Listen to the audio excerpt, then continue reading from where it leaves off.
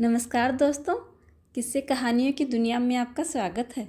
आप सुन रहे हैं मुंशी प्रेमचंद की कहानी बड़े घर की बेटी। कहानी पसंद आए तो वीडियो को लाइक कीजिए और चैनल को सब्सक्राइब कीजिए। तो आइए सुनते हैं। बेनी माधो सिंह गौरीपुर गांव के जमींदार थे। उनके पितामह किसी समय बड़े धन धान्य संपन्न थे। गांव का पक्का तालाब और मंदिर, जिनकी अब मरम्मत भी मुश्किल थी, उन्हीं के कीर्ति स्तंभ थे। कहते हैं इस दरवाजे पे हाथी झूमता था। अब उसकी जगह एक बूढ़ी भैंस थी, जिसके शरीर में अस्थि पंजर के सिवाय और कुछ न रहा था, पर दूध शायद बहुत देती थी, क्योंकि एक न एक आदमी हांडी लिए उसके सिर पे सवार ही रहता था। बेनी माधो सिंह अपनी आधी से अधिक संपत्ति वकीलों को भेंट कर चुके थे। उनकी वर्तमान आय 1000 रुपये वार्षिक से अधिक न थी। ठाकुर साहब के 2 बेटे थे। बड़े बेटे का नाम श्रीकंठ सिंह था। उसने बहुत दिनों के परिश्रम और उद्योग के बाद बीए की डिग्री प्राप्त की थी और अब एक दफ्तर में नौकर थे। छोटा लड़का लाल बिहारी सिंह दोहरे बदन का सजीला जवान था। भरा हुआ मुखड़ा, चौड़ी छाती, भैंस का 2 सेर ताज़ा दूध तो वह सवेरे उठते ही पी जाता था। श्रीकंठ सिंह की दशा बिल्कुल इसके विपरीत थी। इन नेत्रप्रिय गुणों को उन्होंने बीए इन्हीं 2 अक्षरों पर न्यौछावर कर दिया था। श्रीकंठ इस अंग्रेजी डिग्री के अधिपति होने पर भी अंग्रेजी सामाजिक प्रथाओं के विशेष प्रेमी न थे, बल्कि वह बहुत बड़े जोर से उनकी निंदा और तिरस्कार किया करते थे। इसी से गांव में उनका बड़ा सम्मान था। दशहरे के दिनों में वह बड़े उत्साह से रामलीला में सम्मिलित होते थे और स्वयं किसी न किसी पात्र का किरदार अवश्य निभाते थे। गौरीपुर में रामलीला के वही जन्मदाता थे। प्राचीन हिंदू सभ्यता का गुणगान उनकी धार्मिकता का प्रधान अंग था। सम्मिलित कुटुंब के तो वह एकमात्र उपासक थे।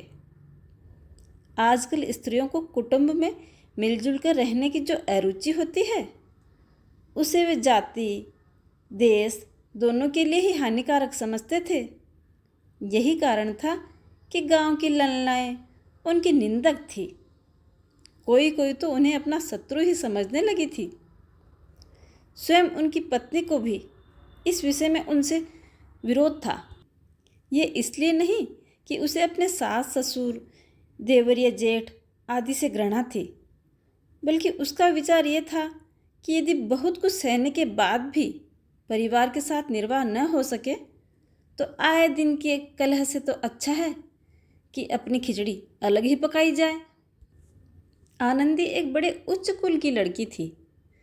उनके बाप एक छोटी सी रियासत के तालुकेदार थे। विशाल भवन, 1 हाथी, 3 कुत्ते, बाज, एक प्रतिष्ठित तालुकेदार के भोग योग्य सभी पदार्थ यहाँ मौजूद थे। नाम था भूप सिंह। बड़े उदार चित्त और प्रतिभाशाली पुरुष थे, पर दुर्भाग्य से लड़का एक भी न था। 7 लड़कियां हुई और देवयोग से सब की सब जीवित रही। पहली उमंग में तो उन्होंने 3 ब्याह दिल खोल कर किए, पर 15-20 हजार का कर्ज सिर पे हो गया। तब आंखें खुली, हाथ समेट लिया। आनंदी चौथी लड़की थी। वह अपने सब बहनों से अधिक रूपवती और गुणवती थी। इससे ठाकुर भूप सिंह उससे बहुत प्यार करते थे। सुंदर संतान को कदाचित उसके माता पिता भी अधिक चाहते हैं। ठाकुर साहब बड़े धर्म संकट में थे कि इसका विवाह कहाँ करें। न तो यही चाहते थे कि ऋण का बोझ और बढ़े, न यही स्वीकार था कि उसे अपने को भाग्यहीन समझना पड़े। एक दिन श्रीकंठ उनके पास किसी चंदे का रुपये मांगने आए थे। शायद नागरी प्रचार का चंदा था। भूप सिंह उनके स्वभाव पर रीझ गए और धूमधाम से श्रीकंठ सिंह के साथ आनंदी का ब्याह कर दिया। आनंदी अपने नए घर में आई तो यहाँ का रंग ढंग कुछ और ही देखा। जिस टेम टाम की उसे बचपन से ही आदत पड़ी हुई थी वह या नाम मात्र की भी न थी। हाथी घोड़ों का तो कहना ही क्या, कोई सजी हुई सुंदर बहेली तक न थी। रेस में स्लीपर साथ लाई थी, पर यहाँ बाग कहाँ। मकान में खिड़कियाँ तक तो न थी, न जमीन पर फर्श, न दीवार पर तस्वीरें।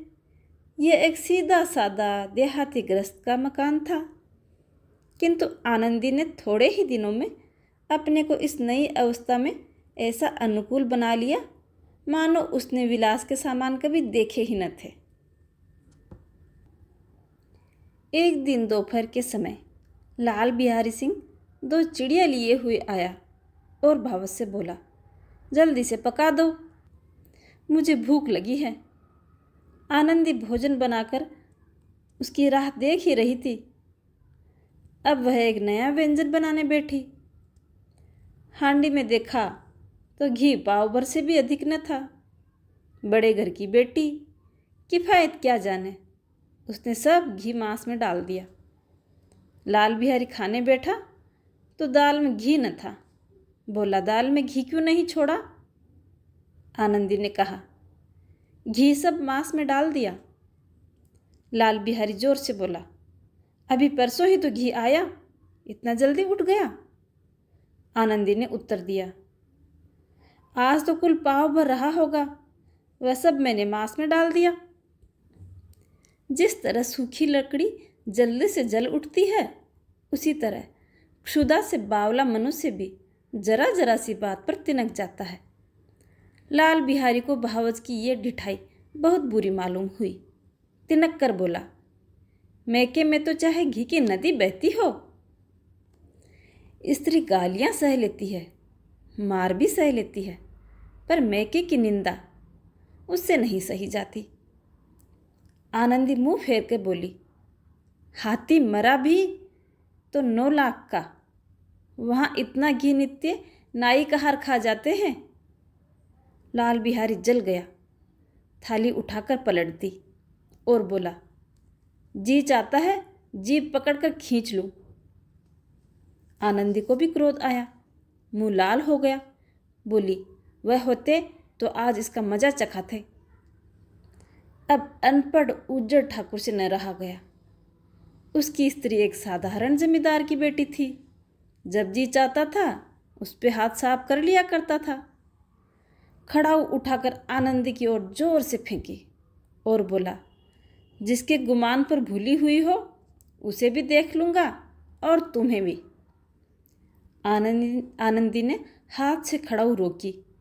सिर बच गया, पर अंगुली में बड़ी चोट आई। क्रोध के मारे हवा में हिलते पत्ते की भांति कांपती हुई अपने कमरे में आके खड़ी हो गई। स्त्री का बल और साहस, मान और मर्यादा पति तक है। उसे अपने पति के ही बल और पुरुषत्व का घमंड होता है। आनंदी खून का घूंट पी के रह गई। श्रीकंठ सिंह शनिवार को घर आया करते थे। बृहस्पतिवार को यह घटना हुई थी। 2 दिन तक आनंदी कोप भवन में रही, न कुछ खाया न पिया, उनकी बाट देखती रही। अंत में शनिवार को वह नियमानुसार संध्या समय तक घर आए और आकर बैठकर कुछ इधर उधर की बातें, कुछ देश काल संबंधित समाचार और कुछ नए मुकदमे आदि की चर्चा करने लगे। ये वार्तालाप 10 बजे तक चला रात को। गांव के भद्र पुरुषों को इन बातों में ऐसा आनंद मिलता था कि खाने पीने की भी सुध न रहती थी। श्रीकंठ को पिंड छुड़ाना मुश्किल हो जाता था। ये 2-3 घंटे आनंदी ने बड़े कष्ट से काटे। किसी तरह भोजन का समय आया, पंचायत उठी, एकांत हुआ तो लाल बिहारी ने कहा, भैया आप जरा भाभी को समझा दीजिएगा कि मुंह संभाल के बातचीत किया करे, नहीं तो एक दिन अनर्थ हो जाएगा। बेनी माधव सिंह ने बेटी की ओर से साक्षी दी। हाँ, बहू बेटियों का यह स्वभाव अच्छा नहीं कि मर्दों के मुख लगे। लाल बिहारी, वह बड़े घर की बेटी है तो हम भी कोई कुर्मी का हार नहीं। श्रीकंठ ने चिंतित स्वर से पूछा। आखिर बात क्या हुई? लाल बिहारी ने कहा, कुछ भी नहीं, यूं ही आप उलझ पड़ी। मैके के सामने हम लोगों को कुछ समझती ही नहीं। श्रीकंठ खा पी कर आनंदी के पास गए। वह भरी बैठी थी। यह हजरत भी कुछ तीखे थे। आनंदी ने पूछा, चित्त तो प्रसन्न है? श्रीकंठ बोले, बहुत प्रसन्न है, पर तुमने आजकल घर में ये क्या उपद्रव मचा रखा है? आनंदी की त्योरियों पर बल पड़ गए। झुंझलाहट के मारे बदन में ज्वाला सी दहक उठी। बोली, जिसने तुमसे ये आग उगली है उसे पाऊं तो मुंह झुलस दूं। श्रीकंठ, इतनी गर्म क्यों होती हो? बात तो कहो। आनंदी, क्या कहूँ, ये मेरे भाग्य का फेर है। नहीं तो गंवार छोकरा जिसको चपरासीगिरी करने का भी सुरूर नहीं, मुझे खड़ाऊ से मारे और ऊपर से अकड़ भी दिखाए। श्रीकंठ, सब हाल साफ साफ कहो तो मालूम हो, मुझे तो कुछ पता ही नहीं। आनंदी, परसों तुम्हारे लाडले भाई ने मुझसे मांस पकाने को कहा। घी हांडी में पाव भर से अधिक न था। वह सब मैंने मांस में डाल दिया। जब खाने बैठे तो कहने लगे, दाल में घी क्यों नहीं है? बस इसी पर मैके को बुरा भला कहने लगे। मैंने कहा, वहाँ इतना घी तो नाई कहार खा जाते हैं और किसी को जान भी न पड़ता। बस इतनी सी बात पर इस अन्यायी ने मुझ पे खड़ाऊ फेंक मारी। यदि हाथ से न रोक लूँ तो सिर फट जाए। उसी से पूछो मैंने जो कुछ कहा है वह सच है या झूठ। श्रीकंठ की आंखें लाल हो गई। बोले, यहाँ तक हो गया इस छोकरे का यह साहस? आनंदी स्त्रियों के स्वभाव अनुसार रोने लगी, क्योंकि आंसू उनकी पलकों पर रहते हैं। श्रीकंठ बड़े धैर्यवान और शांत पुरुष थे। उन्हें कदाचित ही क्रोध आया करता था। स्त्रियों के आंसू पुरुष की क्रोधाग्नि भड़काने के लिए तेल का काम करते हैं। रात भर करवटें बदलते रहे। उद्विग्नता के कारण पलक तक न झपकी। प्रातःकाल अपने बाप के पास जाकर बोले, दादा, अब इस घर में मेरा निबाह न होगा। इस तरह की विद्रोहपूर्ण बातें करने पर श्रीकंठ ने कितने ही बार अपने कई मित्रों को आड़े हाथों लिया था, परंतु दुर्भाग्य, आज उन्हें स्वयं वे ही बातें अपने मुंह से कहनी पड़ी।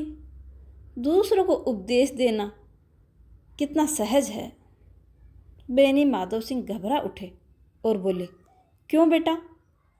श्रीकंठ, इसलिए कि मुझे भी अपनी मान प्रतिष्ठा का कुछ विचार है। आपके घर में अब अन्याय और हठ का प्रकोप है। जिनको बड़ों का आदर सम्मान करना चाहिए वे उनके सिर चढ़ते हैं। मैं दूसरों का नौकर ठहरा घर पे रहता नहीं। यहाँ मेरे पीछे स्त्रियों पर खड़ाऊ और जूतों की बौछार होती है।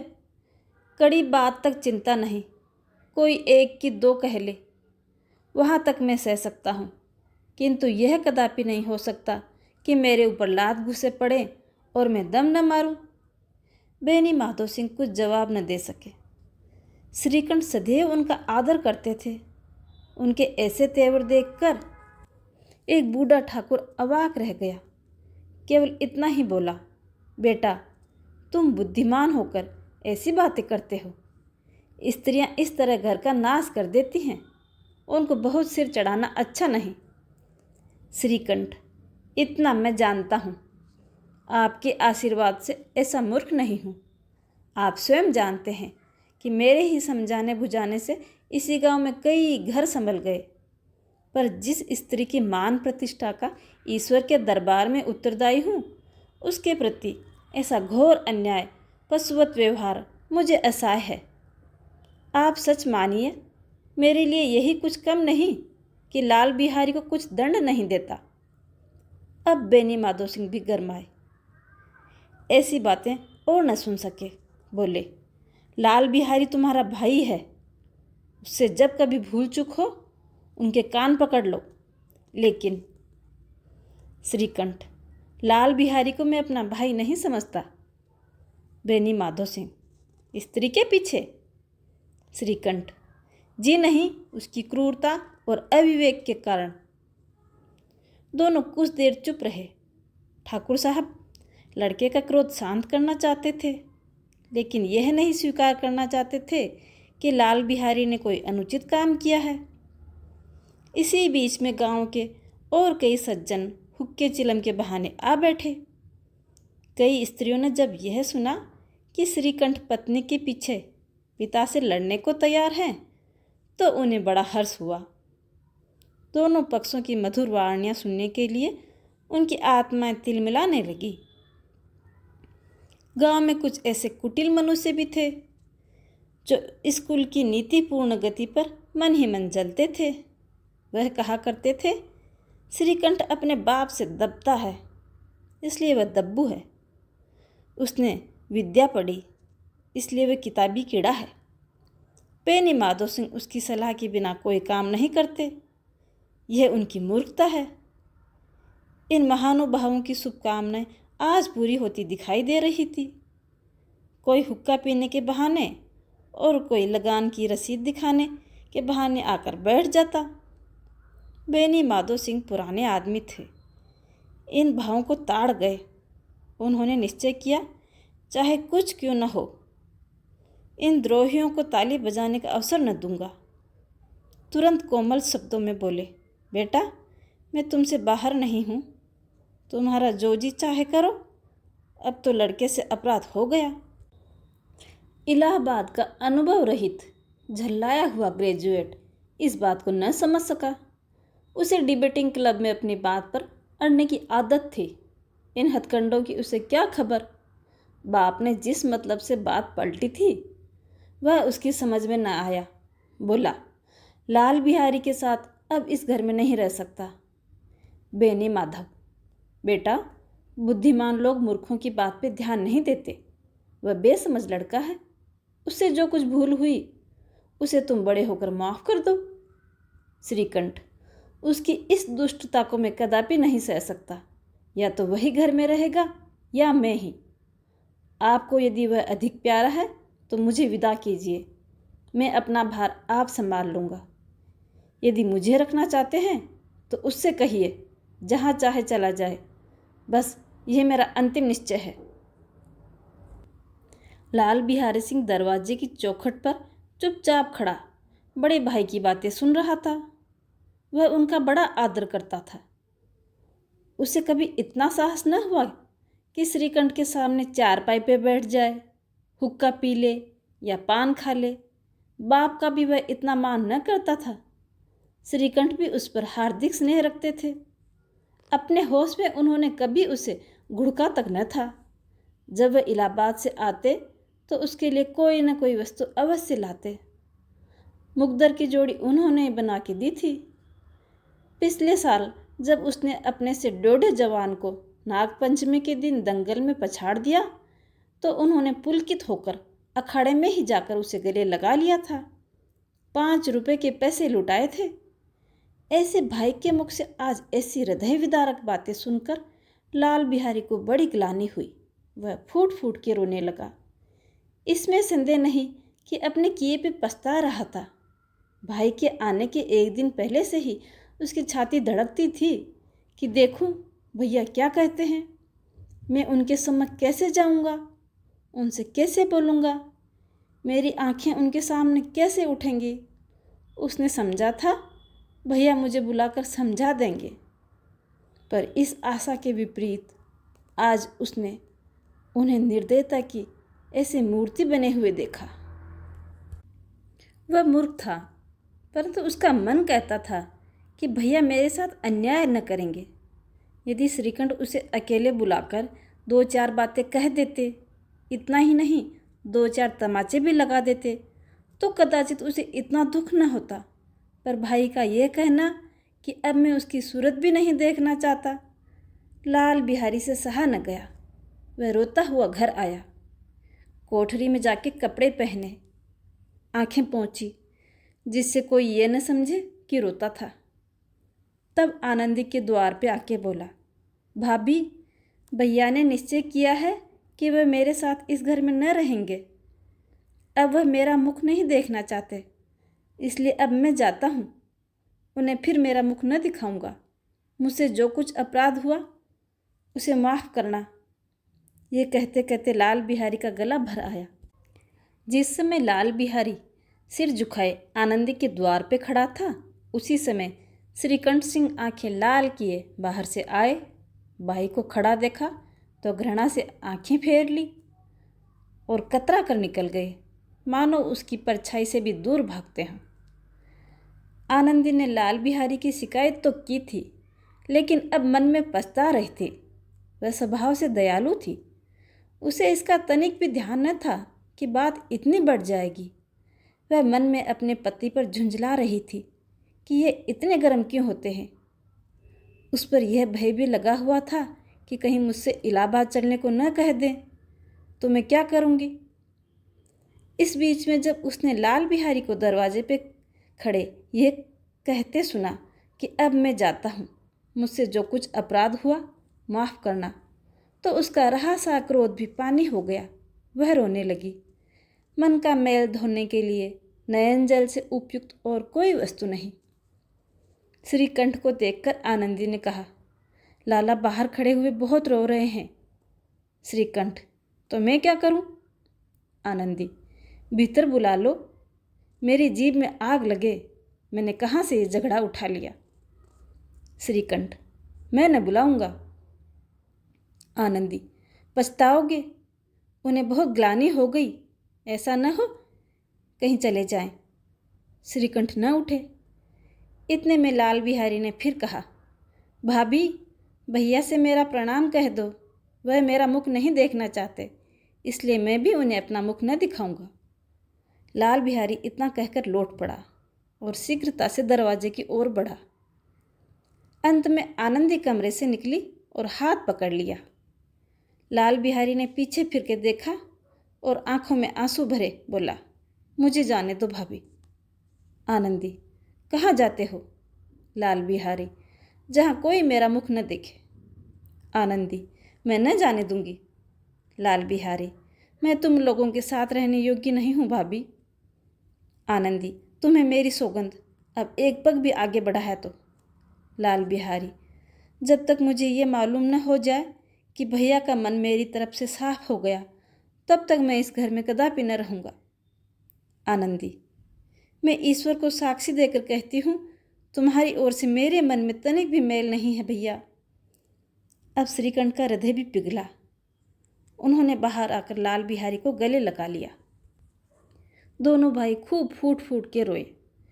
लाल बिहारी ने सिसकते हुए कहा, भैया, अब कभी मत कहना कि तुम्हारा मुख न देखूंगा।